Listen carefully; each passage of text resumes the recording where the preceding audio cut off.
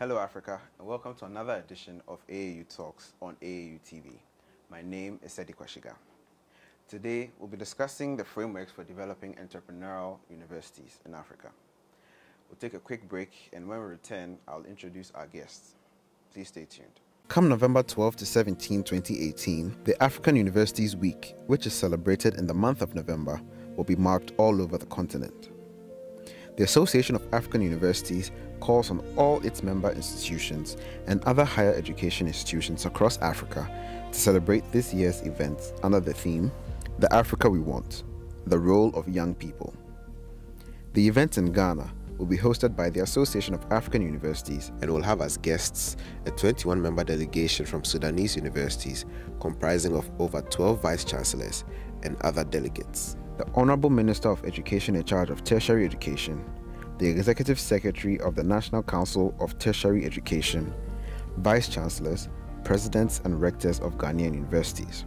Join us at the AAU Secretariat from Monday 12 November to Saturday 17th November as we celebrate the various activities of the African Universities Week calendar, including high-profile panel discussions, live TV studio discussions, photo sessions, African cultural events, science, technology and innovation markets, and many, many more.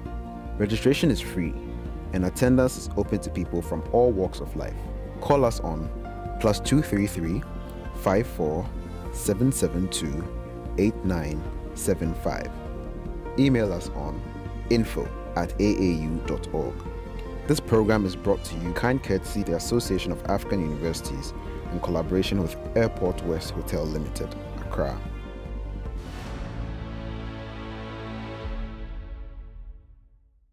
Welcome back.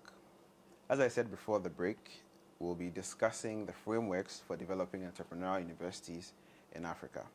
And today I have here with me Professor Rosemond, who is the Dean for the Center of International Education here at the University of Cape Coast. She's a professor at the Center for Entrepreneurship and Small Enterprise Development here at the School of Business. Prof, welcome. Thank you. Okay. Before we begin, could you just give us a little background to the Center for International Education, what you do, and we'll take the discussion from there. Okay, thank you very much. The Center for International Education handles all the University of Cape Coast's international activities. So any international institution that wants to collaborate in the area of staff-student exchanges, international research, the signing of MOUs, they go through the center. And of course, we also liaise with the departments and units. Because if people want to collaborate with departments, yes, they will come through us, but when it comes to the details, then of course they will go through the department. So we coordinate all international activities at the University of Cape Coast. Okay. So, Prof, can you tell us what is entrepreneurship and why should universities be interested in it? When it comes to the definition, there are various definitions, but I will look at how I see entrepreneurship. Entrepreneurship is simply taking advantage of opportunities without being constrained by the resources you own.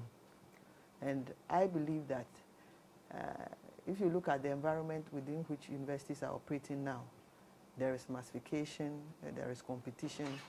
If you go to National Accreditation Board, I guess you get as many as 80 universities operating in Ghana. So you can see that there is competition, not only in Ghana. Even if I want to take a degree program, I can take online courses from outside university.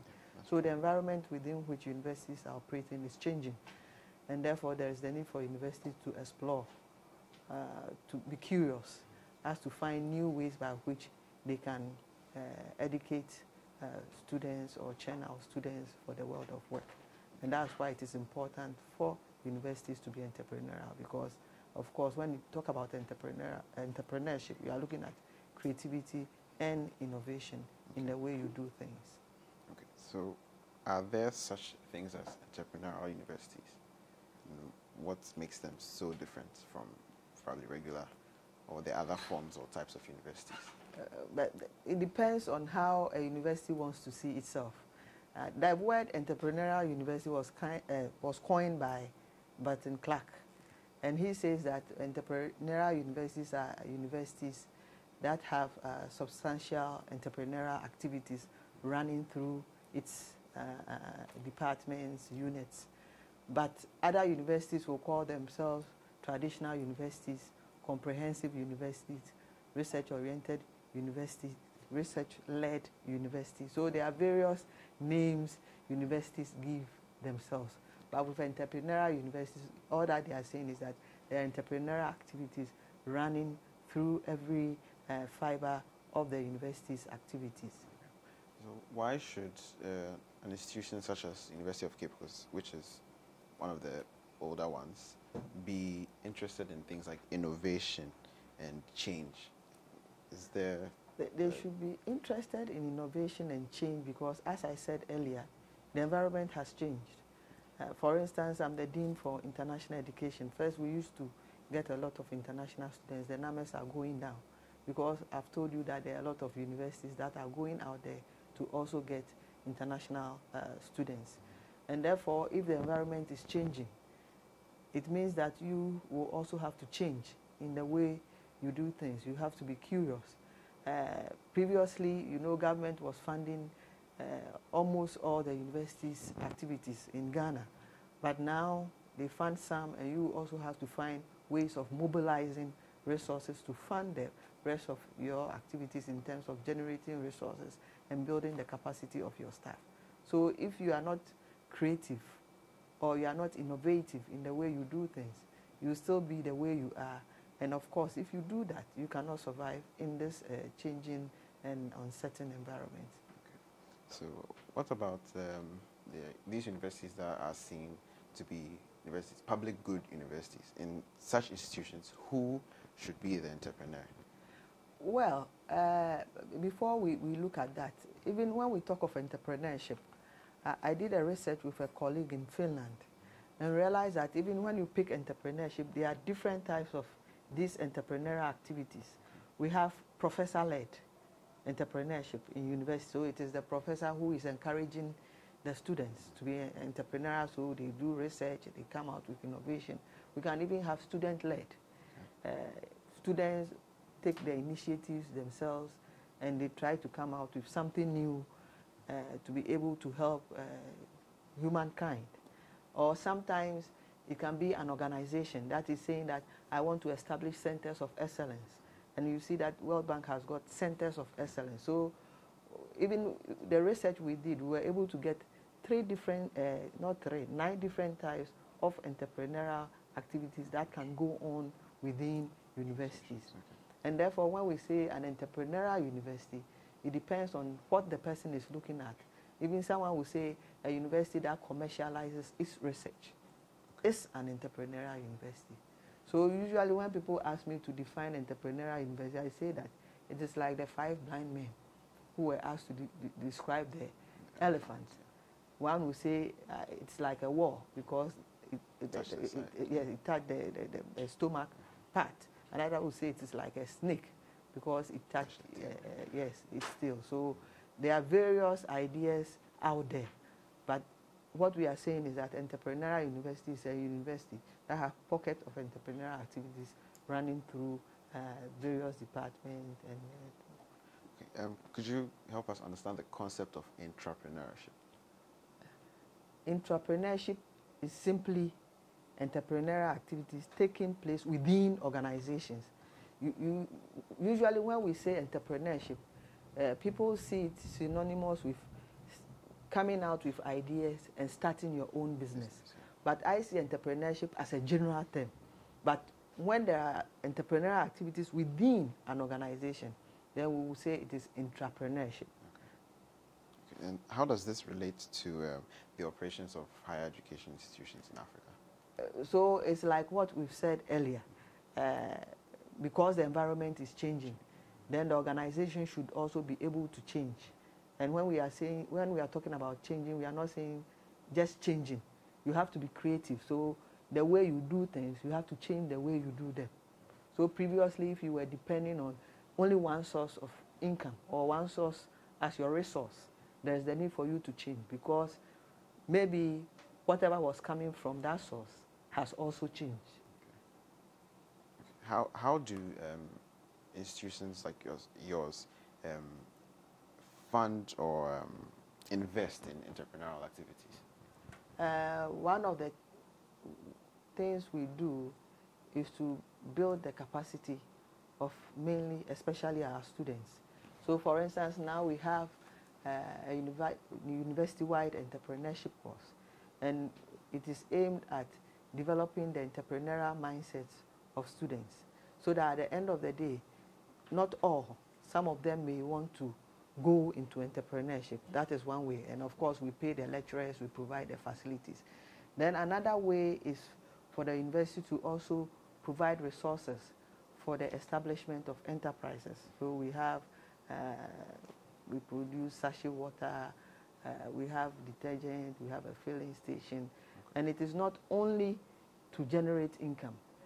When we say entrepreneurial universities, one of the things we also look at is how the university interfaces with the business environment, with industry.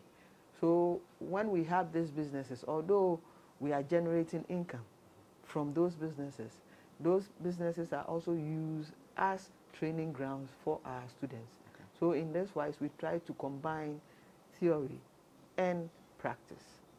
So what role does finance play in some of these entrepreneurial activities that you carry out? So for instance, setting up the businesses, you need money. For instance, I said we had a sachet, produces sachet water and bottled water. You need money to put up the edifice, buy the machines. And even the people who will be doing that entrepreneurial activity, you need to train them. And when you are training people, of course, you need money to be able to do that. Maybe you don't have the resources to do it internally. You have to send them outside for them to be trained. That's one of the ways by which we do it. Then also, when students come out with business ideas, one of the characteristics of an entrepreneurial university is internationalization. So we also collaborate with international partners.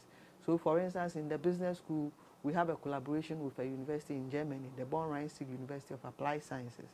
And they, through the German Development Organization, is providing prizes for people who come out with business ideas.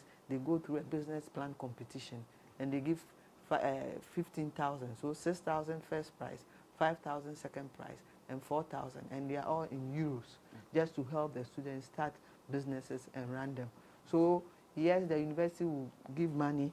We have to also build the capacity of the people who will be helping in the entrepreneurial activity.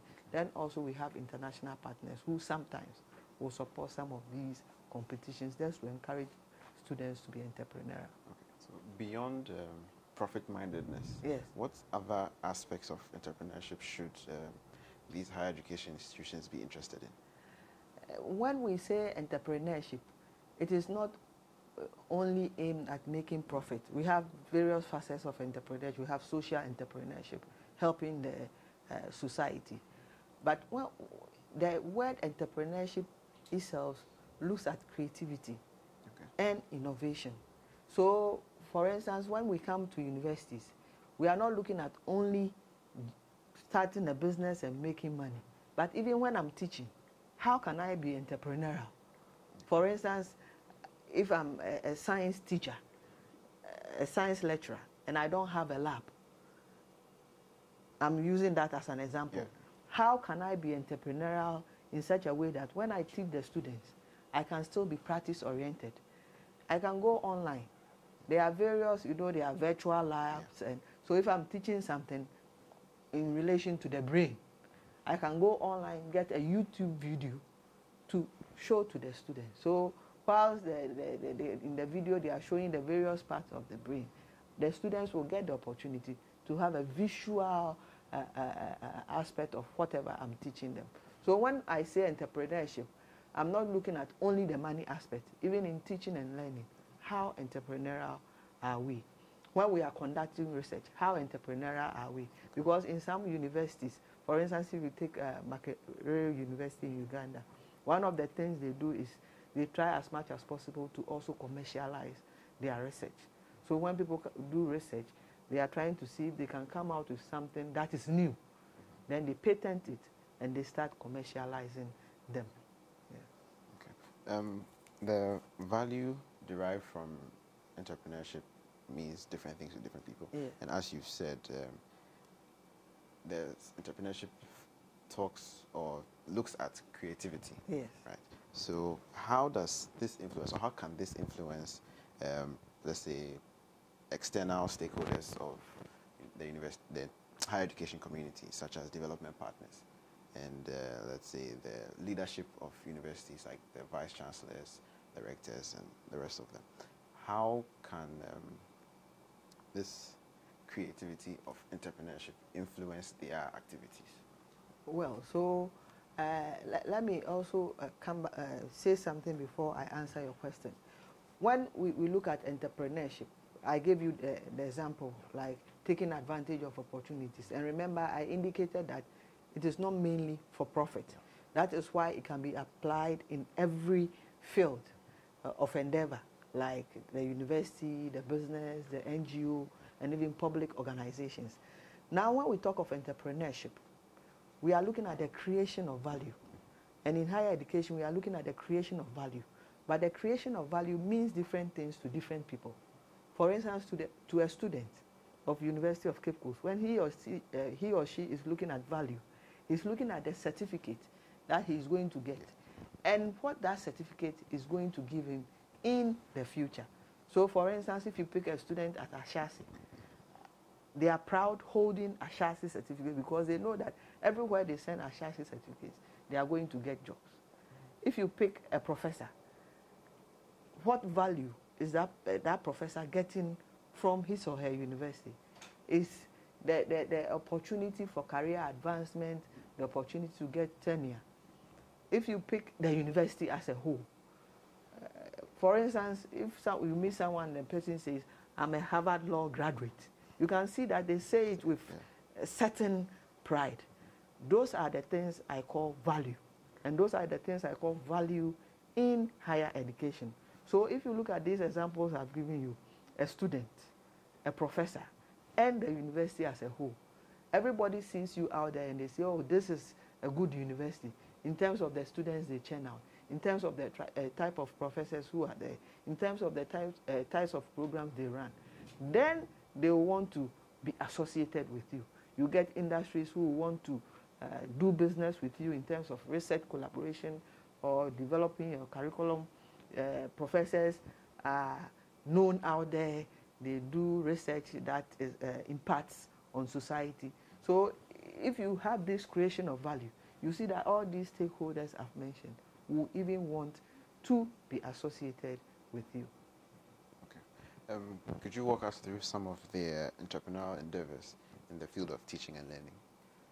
And entrepreneurial endeavors in the field of teaching and learning, I've mentioned some in terms of the pedagogical strategies you use, in terms of the content of your syllabus. And when I say the pedagogical strategies, now there is a focus on this experiential learning, problem-based learning, reflective learning. All these things are just aimed at making students very creative, making students wanting to explore, making students wanting to be curious, so that at the end of the day, whatever they go through, you realize that now we are saying that there is a mismatch between what we teach students in the university and what students, the industry wants. Yeah. And you see that it's because of some of these lapses in the system. That's why now people are talking about these entrepreneurial universities, because you have industry academia linkages, you have internationalization, you have top management support, leadership and governance. All these things are just aimed at making sure that the teaching and learning process is not just focusing on the student, but you also deal with all these stakeholders, so that at the end of the day, you'll be able to churn out a global citizen. If there's no one-size-fits-all definition of an entrepreneurial university, can we pinpoint a few universities here in Africa that we can describe as entrepreneurial? I gave the example of Makerere University, and they were described by Clark as entrepreneurial because she realized that most of the activities were geared towards building linkages with industry. The type of students they also churn out are entrepreneurial in the way they think, and they also have an entrepreneurial hub. In addition, they have a research focus that is linked with their national agricultural transformational agenda. So when she looked at all those things, she decided to call them an entrepreneurial university. And an example also is Ashase. I have looked at Ashase, and to me, they are also an entrepreneurial university. Even if you look at their mission, they want to develop entrepreneurial leaders. So they have pockets of entrepreneurial activities, they have internationalization, they have collaboration with industry, so they have situations where students are given the opportunity to do internship with some of the industries they collaborate with. So these two examples, and I guess there are others in Kenya who can also be described as entrepreneurial university. I know the Jomo Kenyatta University of Agriculture and Technology can also be described as an entrepreneurial university, because I know they do research aimed at coming out with improved varieties for their farmers. They have a department that even processes some of the produce from the farm, and they try to also sell them to the community. So they have smaller businesses, and they also make sure that whatever research they churn out, especially in the area of agriculture, it is something that is beneficial to the farmers within their country. Okay, so it seems like entrepreneurship is the way to go. So how can these other universities that are not so entrepreneurial also move and become entrepreneurial universities? Yes, we can. Of course, we can't say they are not entrepreneurial. Maybe they may have pockets of entrepreneurial activities within the framework of the things they do. But all that we can say is that to become entrepreneurial, you need a mindset change. Okay. That is the first thing. And of course, people will debate whether entrepreneurs are born or made. This is not the platform for such a debate. But I feel that you can build people's capacity to be able to start thinking in a different way and start being creative. So that is the first step. Then, when you do that, you should have the support of top management and people who are supervisors who encourage people to take risk. Sometimes we don't want people to fail, but when you take risk and you fail, that is when you learn, and that is when you get experience. Then, of course, we need resources. If you go to some universities, they have incubators. Of course, UCC, we also have a business incubator that helps to nurture and grow the ideas of students. So there are various activities universities can do. You can't get a university that is wholly entrepreneurial, but you can get universities with pockets of entrepreneurial activities.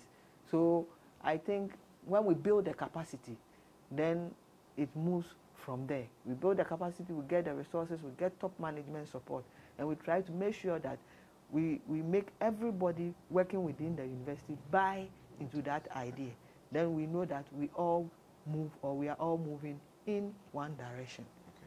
So do we need to wait till students reach the university level before we try and get them to be entrepreneurial, or do you think it would be better if we start at the lower levels like the primary, JSS? We even have to start at the KG and nursery. Yesterday we had a forum at the African Union Commission in Ethiopia, and one of the things we were talking about, although we're looking at entrepreneurship in higher educational institutions and youth entrepreneurship, one of the things we said was there is a need for us to catch them young. So we have to start from the nursery, we have to start from the kindergarten, we have to move from the primary school, the junior high school, the senior high school before we come to the university. But all these things will mean there should be advocacy and policy change, because I believe that at the university level, it is too late, but it is better late than never. So now that we see or we've seen that we can start from the lower level. There's a need for us to engage the policymakers so that one day they may also introduce entrepreneurship, KG, nursery, primary school, then we move on from there. Okay, viewers, at this point we'll go for another break, and when we return we'll continue our conversation with Professor Rosemond Boohene. Stay tuned. Come November 12 to 17, 2018, the African Universities Week, which is celebrated in the month of November, will be marked all over the continent. The Association of African Universities calls on all its member institutions and other higher education institutions across Africa to celebrate this year's event under the theme, The Africa We Want, the Role of Young People. The event in Ghana will be hosted by the Association of African Universities and will have as guests a 21-member delegation from Sudanese universities comprising of over 12 vice-chancellors and other delegates. The Honorable Minister of Education in charge of tertiary education, the Executive Secretary of the National Council of Tertiary Education, vice-chancellors, presidents and rectors of Ghanaian universities. Join us at the AAU Secretariat from Monday 12 November to Saturday 17th November as we celebrate the various activities of the African Universities Week calendar, including high-profile panel discussions, live TV studio discussions, photo sessions, African cultural events, science, technology and innovation markets, and many, many more. Registration is free and attendance is open to people from all walks of life. Call us on +233 54 772 8975. Email us on info@aau.org. This program is brought to you kind courtesy the Association of African Universities in collaboration with Airport West Hotel Limited, Accra.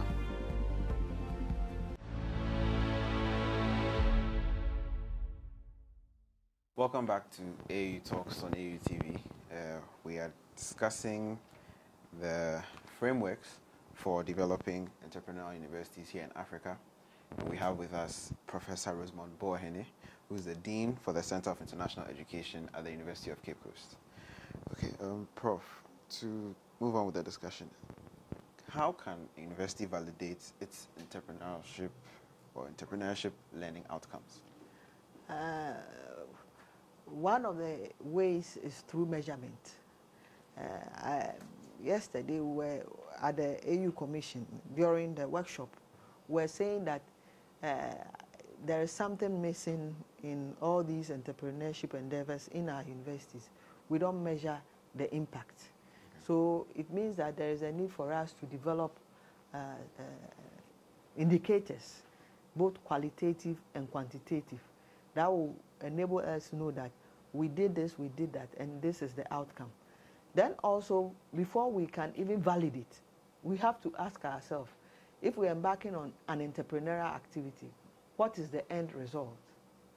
And yesterday, for instance, we were looking at the way we teach entrepreneurship. Okay. There is education for entrepreneurship. There is education about entrepreneurship. And there is education through entrepreneurship. Okay.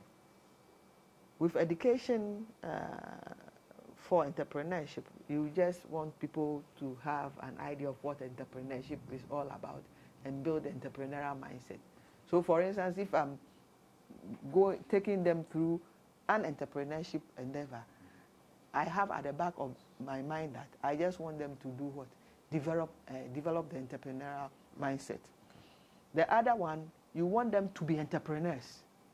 Do you get it? So if you are validating the outcome, at the end of the day, you ask yourself, how many of the people I taught, or how many of the people who have gone through whatever they've gone through are really entrepreneurs? So we need to have, I call it strategic entrepreneurship. You have the end in mind. So when you have the end in mind, then now you develop the various indicators, both qualitative, quantitative, and then you measure those outcomes. Those are some of the things we realize are missing, and we have to make sure we get those indicators. Okay. So your answer seems to suggest some form of research will be necessary. So to those who are teaching these entrepreneurial programs, do they need to be the ones who would conduct this own research on themselves, or we can have external bodies who would do this measurement for these? It should be both those teaching, and we can have external researchers also doing their mapping. Okay. So for instance, if I teach students entrepreneurship, and depending on the type, I've given you the 3 types, then when I finish, I should be able to have something to measure. I have done a research with a colleague where we looked at some of the students who taught entrepreneurship, and at the end of the day, wanted to find out whether from whatever they studied, they had entrepreneurial intentions. Not that they started, but they had the intention of starting a business. Okay. So yes, those teaching can do. Then we have other researchers also going through some of these mapping processes to see some of these outcomes and some of these results. Okay. So how does universities' entrepreneurial activities, or lack thereof, project its local and international image in terms of enrollment, staff recruitment, and probably attracting funds? Yes, I think I said it earlier, and I'll give you an example of Ashasi. You know, because people see that they are doing well, they are training leaders, and of course, I was telling someone, when they are even writing exams, there are no invigilators, because they have the ANA code. Then everybody wants to do business with them. So we have international agencies. You'll be there, you realize that maybe Talo has given scholarship to Ashase students. So when you are entrepreneurial and people see the way you do your things, they want to be associated with you. Then students will also want to come to your university, because they know that, oh, this university is high up there. So I also want to be. Then would be teachers or professors who also want to work with your university, because imagine if you hear Harvard, and if you've met people who have attended school at Harvard or Yale, they say it with some pride. Oh, I'm a Yale graduate. Do you get it? So you create the name for yourself through your entrepreneurial activities, and you see that students, external stakeholders, everybody will want to be associated with you. And when you get the opportunity, I hope one day you can go to Ashase, if you've not done that yet, and talk to Patrick. You see the marvelous things he's doing. I've had the opportunity to visit the campus, to see the campus, and to find out some of the things they do. And you realize that people will even want to be associated with that institution. Okay. One key factor for successful entrepreneurship is support and commitment from institutional leaders. What are some of the organizational capacities and incentives that universities need to ensure a holistic approach to entrepreneurship? The OECD came out with a framework, and one of the things they mentioned, that's what you've mentioned, is organizational leadership and governance. So all that they are saying is that the organization itself, especially top management, should support entrepreneurial activities. And if they are supporting entrepreneurial activities, it means that they are going to provide the resources to be able to do that. In addition, the professors and students and workers who engage in entrepreneurial activities, what incentives do you put in place for them? Is it because if I'm able to come out with an invention, it will be counted towards my promotion, or I'll be given a percentage of something I'm able to commercialize? All these things, what are the structures? The structure within the organization, does it encourage people to take risk? Does it encourage people to be creative? So these are some of the processes, incentives, and people that may encourage entrepreneurship within an organization. Okay. So if these institutional leaders are providing these supports, yeah, does it imply that these things are internal, or do they need to rely on, let's say, governments before they can roll out some of these programs? No, they can do it. And in Akan, we say, So if you start within and people see you are doing the good work, they will really come and say, we want to help. So you don't, yes, government will help. Of course, now we have Entrepreneurial, the National Entrepreneurship and Innovation Program, they're encouraging entrepreneurship. And I know they partner with the Center for Entrepreneurship and Small Enterprise Development at the School of Business. So because the government realized that the center and the incubator they are doing good things. So then they decided to partner with them. So if you do things and people see, they will now follow you. That means that these institutions don't need to do things in isolation. They will need Yes. to do a lot more collaboration. They need collaboration with industry. They need collaboration with the government. They even need collaboration with the community. Because when we talk of higher educational institution, one of their mission, that's the third one, is outreach and community services. So you see that these institutions are not supposed to operate in silos. And therefore, for instance, if they are conducting research, they should go into the community, see if there are any challenges, and find out if they can use some of those researches and experiments to be able to help them solve their problems. So there should be collaboration amongst all the stakeholders in the higher educational sector. Okay. So finally, beyond leadership support, what are the other pathways for entrepreneurship to thrive in Africa? So we have the leadership support, and we've mentioned incentives, people and organizational processes. Then also we have collaboration with industry. You know, we've indicated that universities cannot do it alone. There should be collaboration with industry in terms of research, in terms of commercialization of that research, in terms of internship for students. Industry can even act as mentors for some of these young ones who are coming up as entrepreneurs. Then also remember, every entrepreneurial university should see internationalization as one of the important tools by which they can also churn out global citizens. So how do you collaborate with people? Because now remember, the world is a global village. And whatever students we are churning out global citizens who will not only be in Ghana, because you know you can get someone who is born in Ghana, lives in the US, and is married to someone from Argentina. So it means that whatever we are doing here, we should be able to develop students so that at the end of the day, wherever they find themselves in the world, they will be able to fit in there. So there is also internationalization. So I've mentioned industry linkages, internationalization. We've mentioned incentives, people and organization. Then also we looked at governance and leadership. So finally, do you have any final words that you would like to share with the African continent? Well, my final word is that the environment within which we are operating is changing, and it will keep on changing.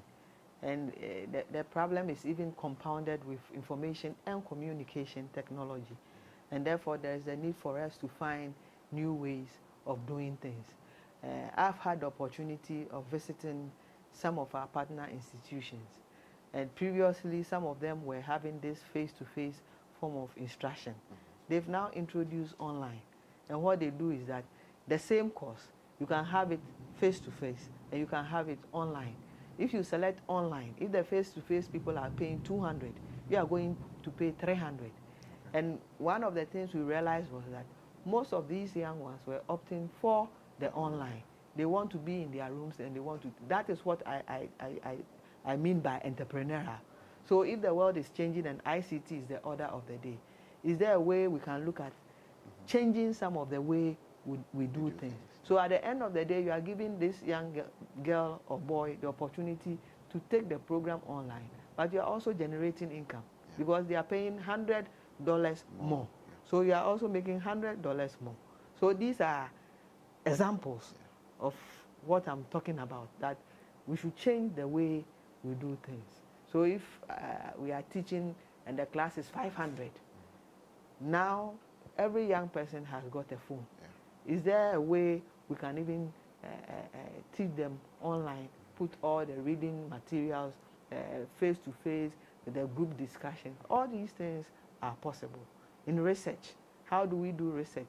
If I don't have resources in my university, and I know that that university has got that facility, why don't I collaborate with that university so that I'll be able to use some of that university's resources? Not even universities, even within a university, faculties should collaborate with each other, because now the issues we are facing, they are not in one discipline.